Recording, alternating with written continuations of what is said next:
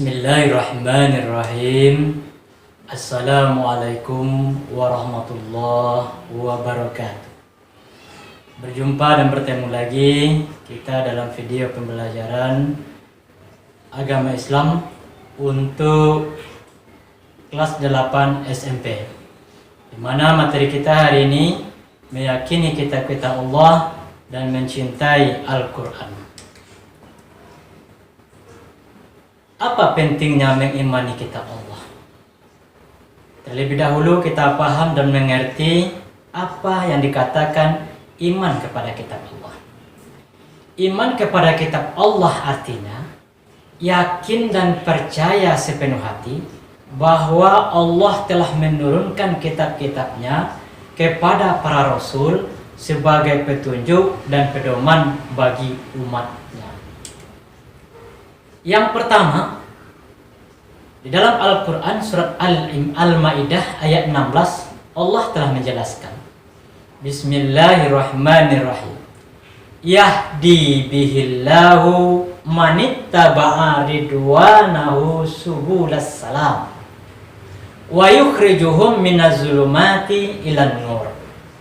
Artinya, dengan kitab itulah Allah memberikan petunjuk kepada orang yang mengikuti keridaannya dengan jalan keselamatan. Dan dengan kitab itu pula Allah mengeluarkan orang itu dari kegelapan kepada cahaya dengan izinnya dan menunjukinya kepada jalan yang lurus. Itu yang pertama.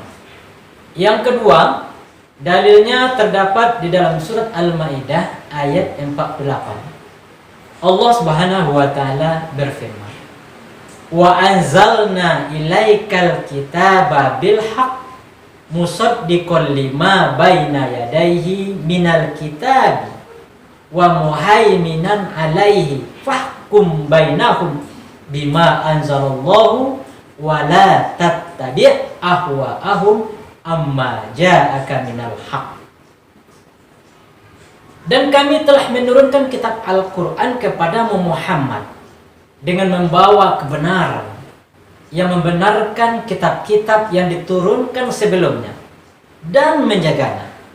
Maka putuskanlah perkara mereka menurut apa yang diturunkan oleh Allah, dan janganlah engkau mengikuti keinginan mereka dengan meninggalkan kebenaran yang telah datang kepadamu.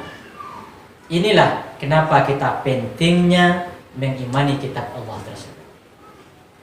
Pernah tidak kamu mendengar ada istilah kitab, ada istilahnya suhuf? Kitab dan suhuf kedua-duanya sama-sama firman Allah, sama-sama wahyu Allah yang diturunkan kepada para nabi dan rasulnya. Lalu, apa perbedaan antara kitab dan suhuf? Bentuk dari kitab sudah dibukukan, artinya kitab sudah berbentuk buku, sudah dijilid. Sedangkan suhuf masih berbentuk lembaran-lembaran yang terpisah-pisah. Yang kedua, kitab itu isinya berlaku lebih lama bila dibandingkan dengan suhuf.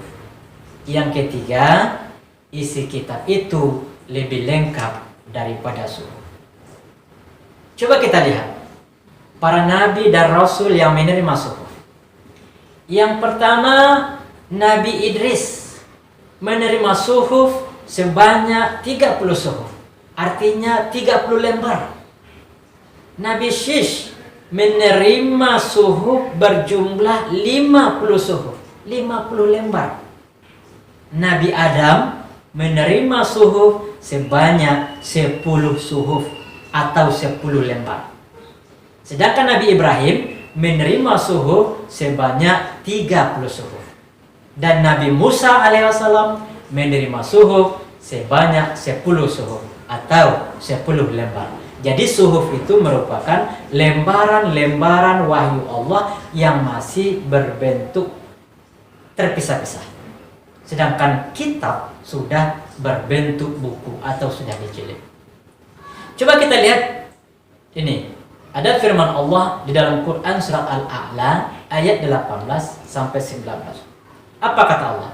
Bismillahirrahmanirrahim. Inna haza la fi suhufil ula suhufi Ibrahim wa Musa. Sesungguhnya ini benar-benar terdapat di dalam kitab-kitab terdahulu, yaitunya kitab Ibrahim dan kitab Musa alaihi wasallam.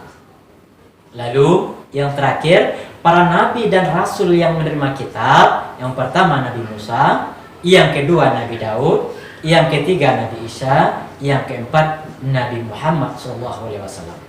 Oke, untuk pertemuan selanjutnya kita akan membahas mengenai nama-nama kitab Allah dan rasul yang menerimanya. Barangkali demikian saja pembahasan kita kali ini. Semoga bermanfaat dan bisa kamu amalkan dan praktekkan dalam kehidupan sehari.